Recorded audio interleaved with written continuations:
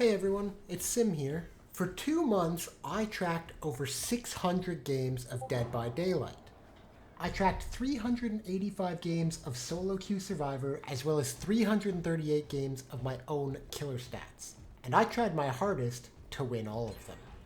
Here's what I found.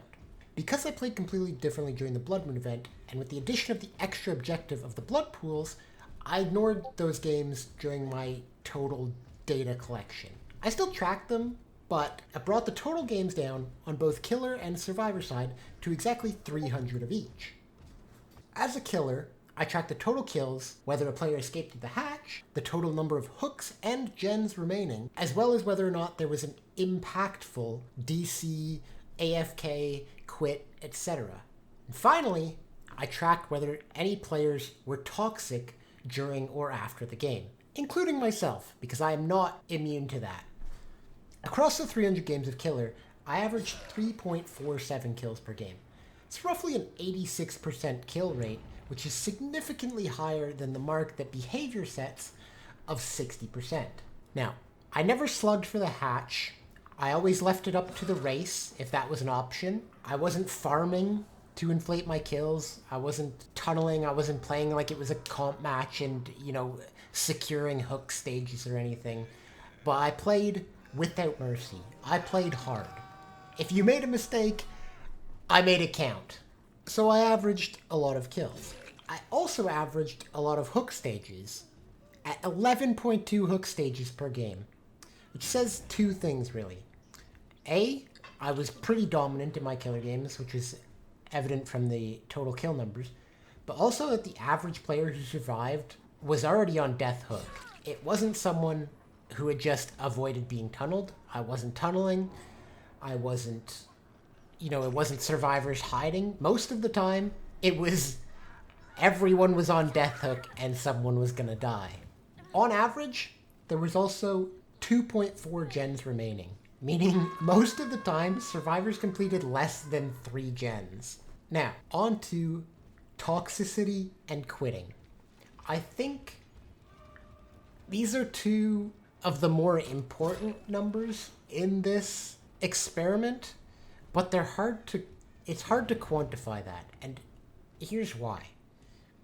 Toxicity was incredibly hard to measure, and I'm sure this number is not accurate, but I saw toxicity in 2.6% of my games, which is really not a lot. Out of 300 games, I don't know, I can't do the math in my head. It's not a lot of games. I'm sure toxicity is a lot more common than that, but there's two things that I think lower that number significantly.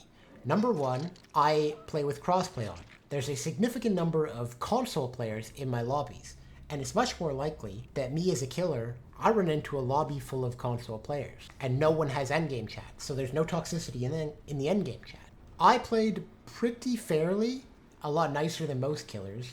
I wasn't trying to make the game unfun for anyone.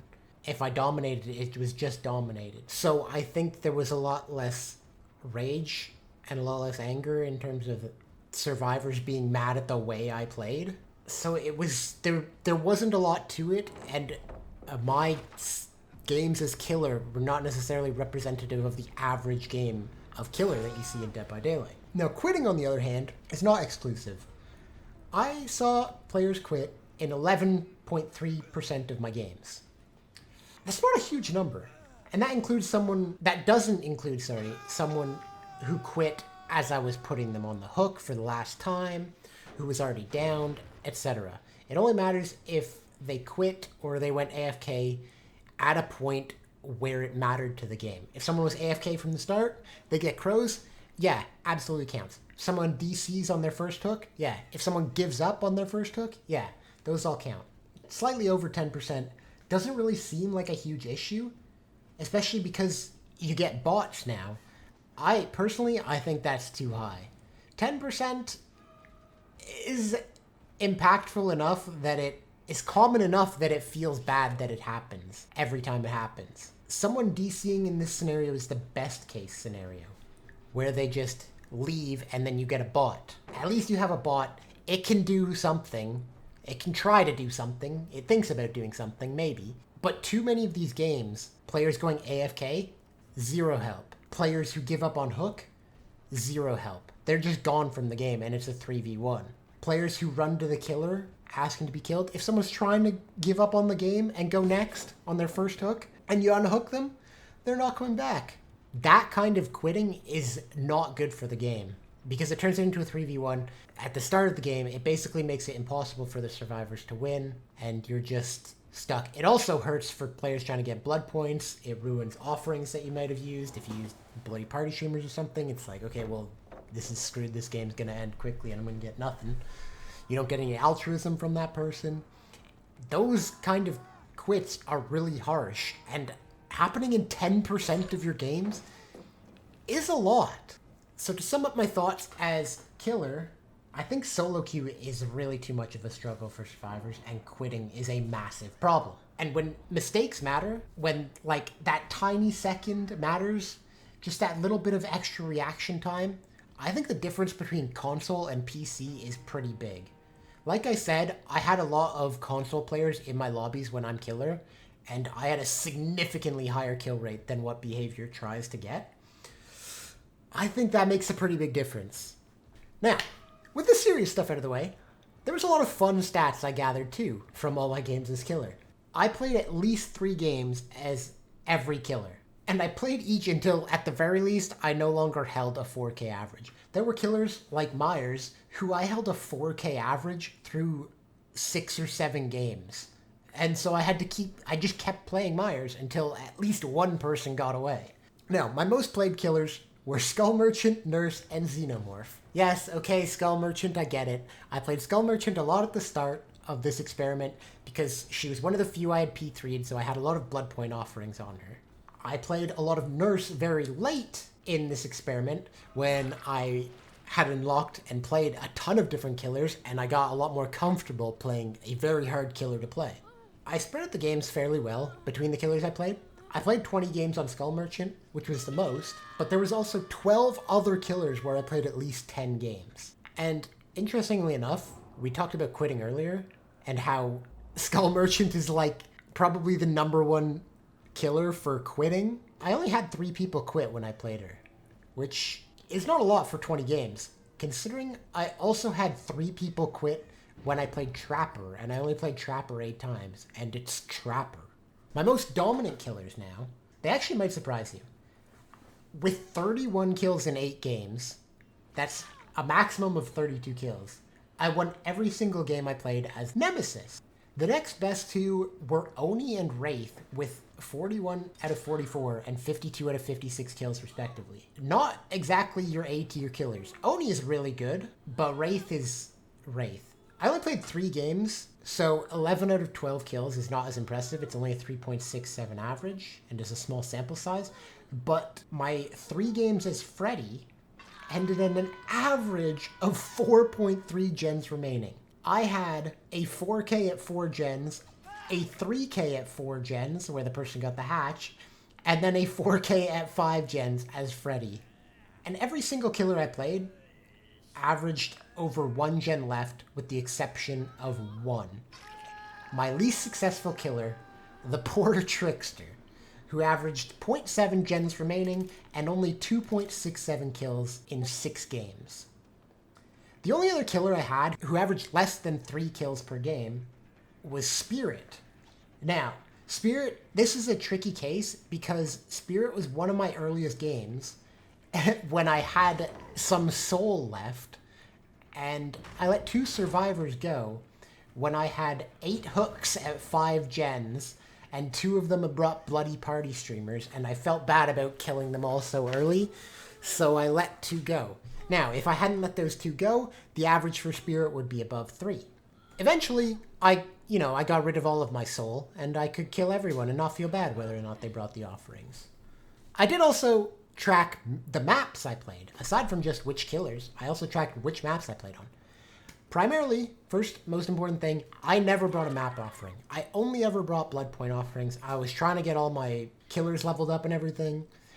I let the map be whatever the survivors brought or whatever the random chance was. I played every single map in every single realm except for 1. As a killer, I never saw Badham Preschool 4 in my data. However, I did play it during the Blood Moon event, so in terms of out of 338 games, yes, it showed up, but because the Blood Moon event I played completely differently, I don't want that data influencing the rest, so it's not included in the final totals, which means Batum Preschool 4 does not show up in the final totals. Aside from Batum 4, I did play every other map at least twice. The number one map I played was a tie between Ormond and Dead Dog Saloon. I didn't count them up total, I just tracked it as a note. It was like, hey, this was a Survivor map offering. But I know that a lot of the games I played on Ormond were Survivors bringing map offerings. I played 12 different maps at least 10 times, so there was a fairly decent variety. But it was a lot of the strongest Survivors because of map offerings, and also just some that seemed to appear a lot. Eyrie of Crows, RPD, and The Game were all in the top 10, some of the most common Survivor map offerings. Despite that, I did still manage to hold a 3-kill average on almost every map. Only the Thompson House, which I played twice, and both sides of RPD, East and West, had less than 3 kills average. I did manage to hold a 4K average on 3 maps, one of which being Fractured Cowshed, which I played 6 times, and every single time I got a 4K. The other 2 maps were Ironworks of Misery in 2 games, and Batum 1 in 3 games, where I held 4K average. Most impressive, though, I think, regardless of the 4K, is Haddonfield. I played 11 games of Haddonfield, and I had 3.91 kills per game. 43 out of a possible 44 kills. That's not a particularly killer-sided map. It's pretty open. Yeah, there's some dead zones, but some of those houses are strong loops, and Hatch can be anywhere. But I still managed to kill every single survivor except one. The other very strong map was Sanctum of Wrath, which is similar with 42 out of 44 kills, though those eye-shaped maps like Sanctum or Azerov's or Suffopit are pretty strong for killers because of how likely you are to have a 3-gen on one of the 2 sides. All in all, I'm pretty happy with my killer numbers. I mean, I'm proud of how good I am at killer, and the numbers were really interesting to look at. I put up really strong kills. It's a pretty good performance considering at the start of this experiment, I think I had like 500 hours, maybe. It might have been less even. Now we come to the Survivor side. I am not as confident in my Survivor play as I am in my killer play.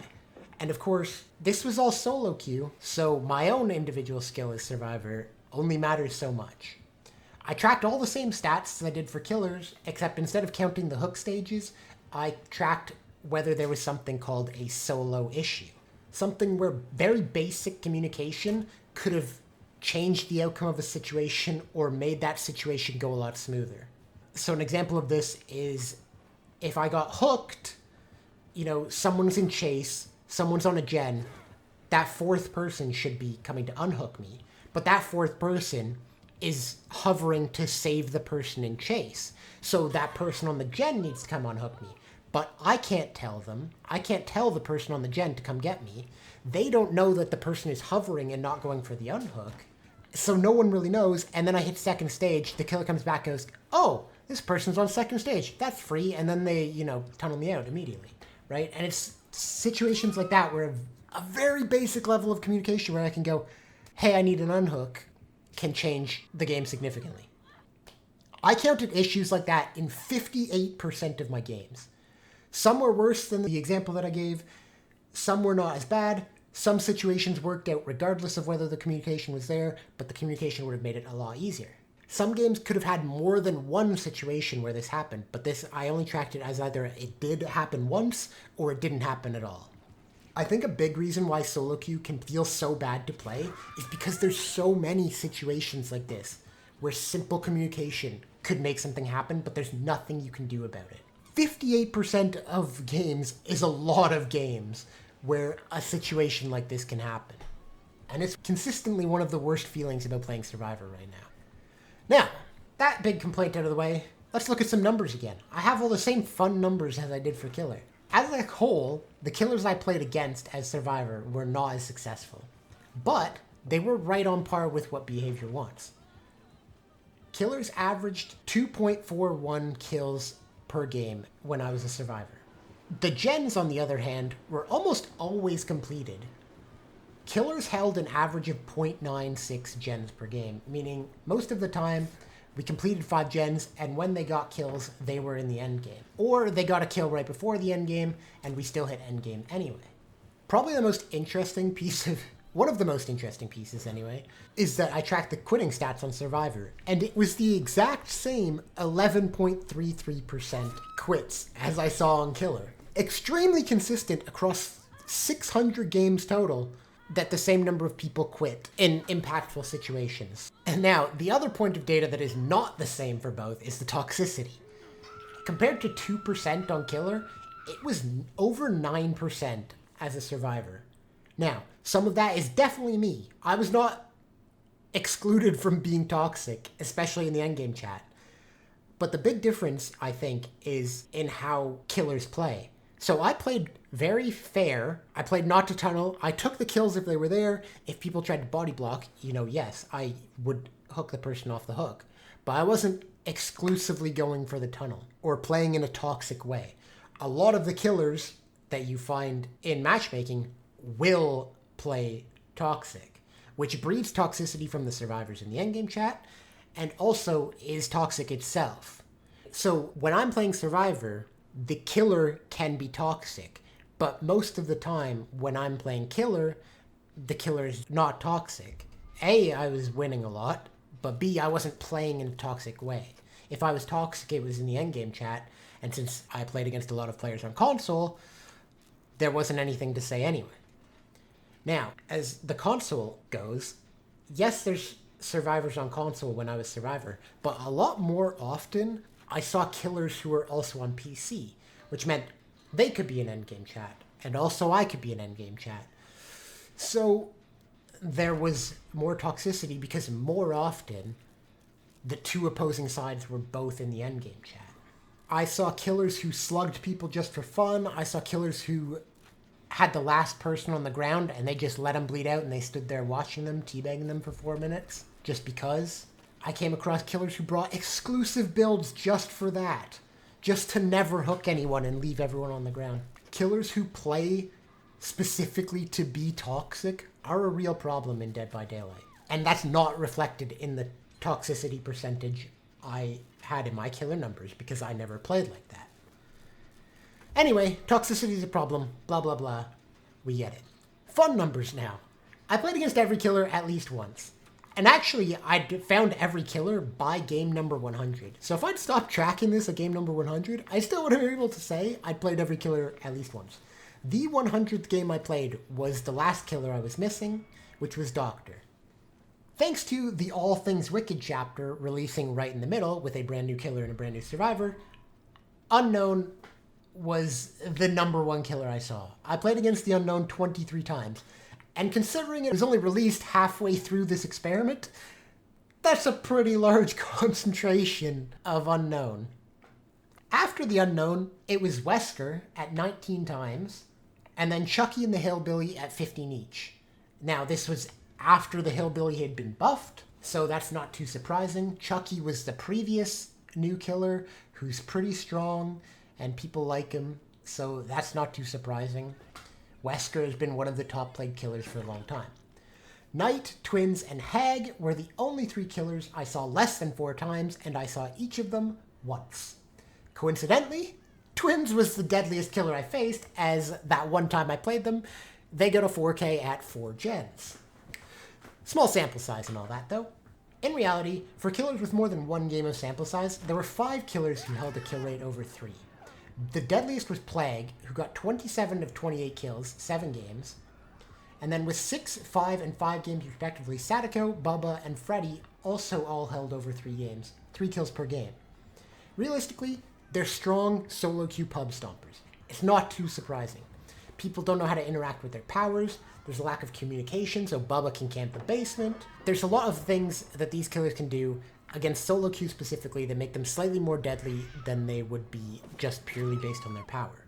The last killer, who averaged 3 kills, averaged exactly 3 kills, and it was one of the top tier killers. It's Blight.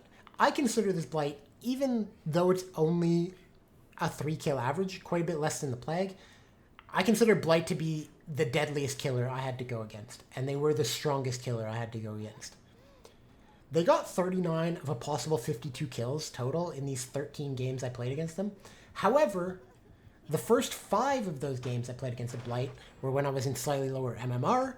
The Blights weren't as good. They never had a 4K, and they only got 11 kills out of a possible 20 in the first 5 games.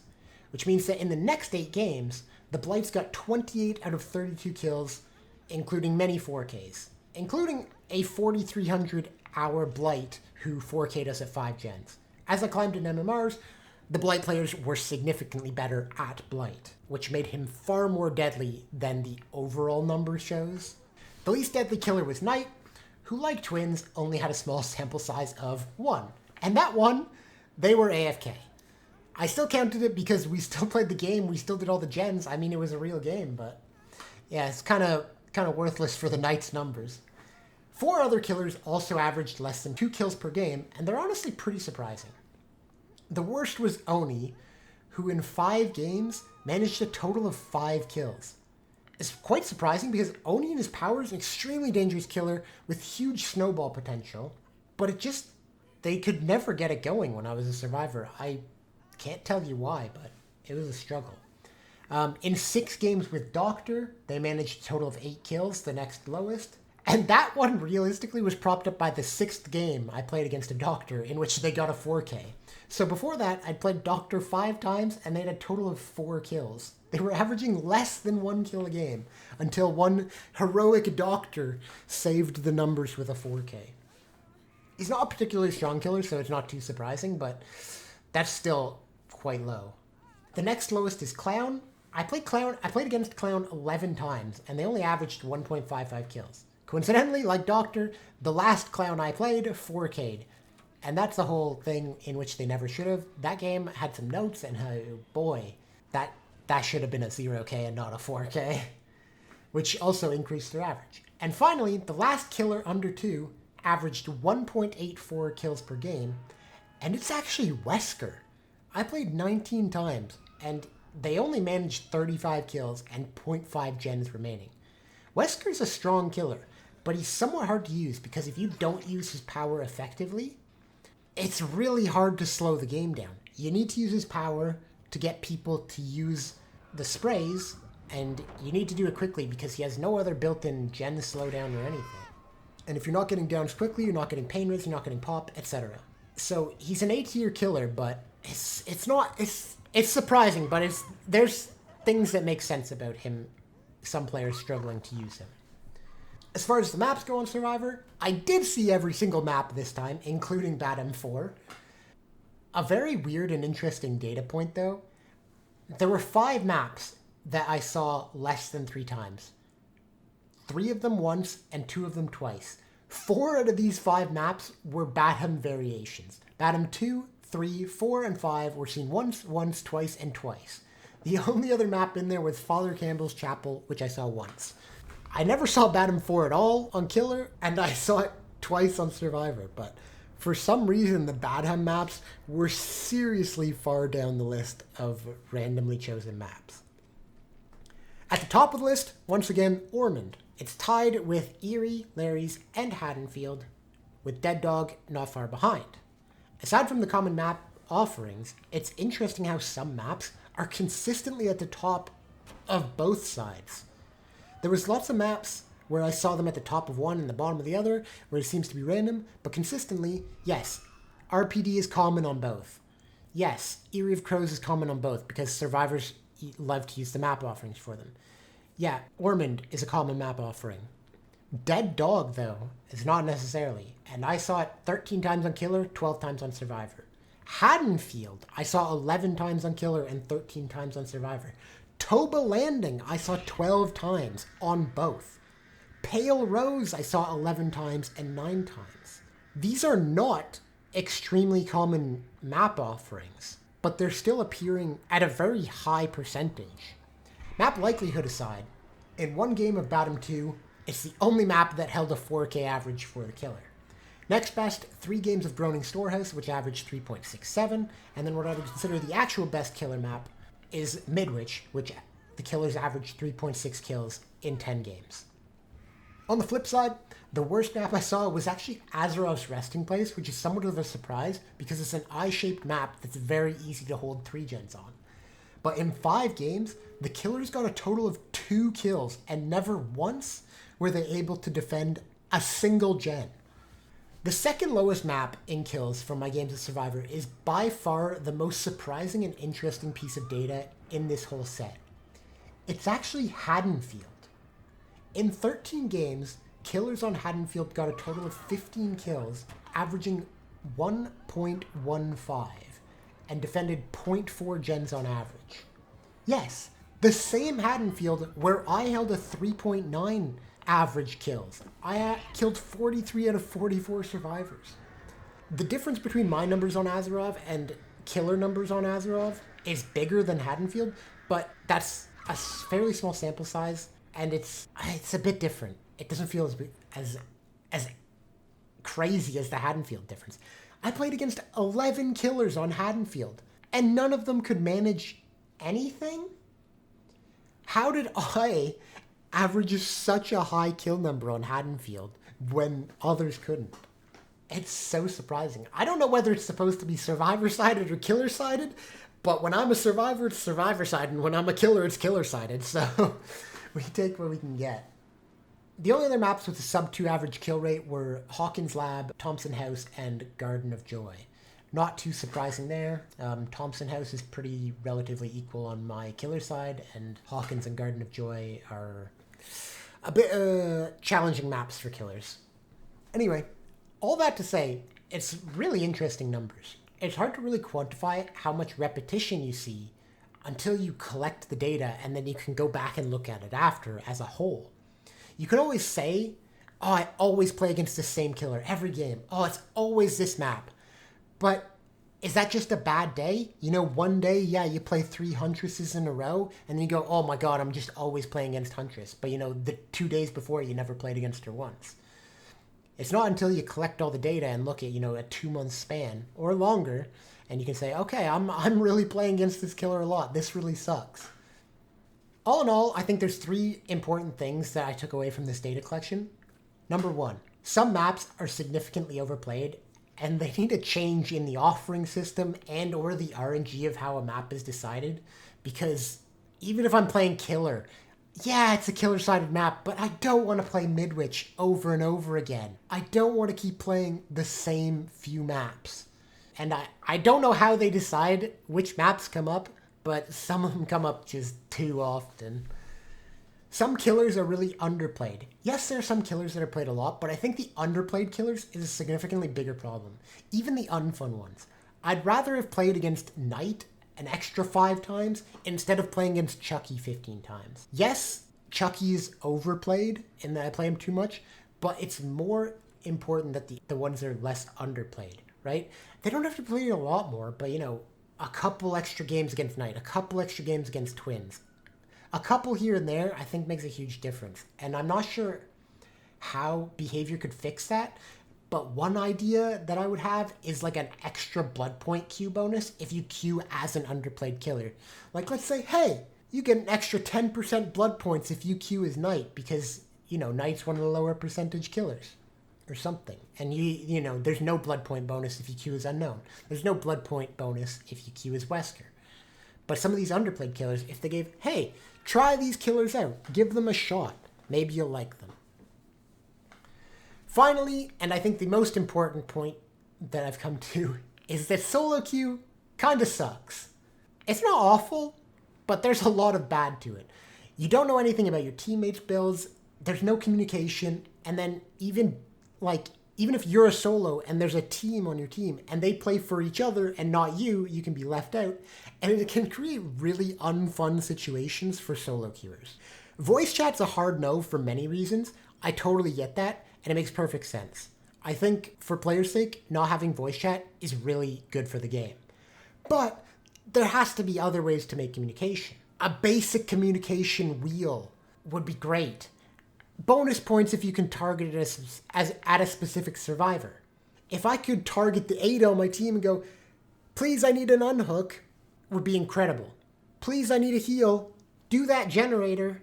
Just, it doesn't have to be complicated. Put a cooldown so people can't spam it. You can't have one person going, I need a heal, I need a heal, I need a heal, I need a heal. No one likes that. But something. Give us a little bit so we can have the most basic of communications. Anything is better than nothing. So yeah, that brings me to the end of my fun little data experiment. Thank you for watching. If you enjoyed this crazy little dive into the stats, don't expect more, but do like and subscribe if you want more DBD content in the future, because I'll be getting more.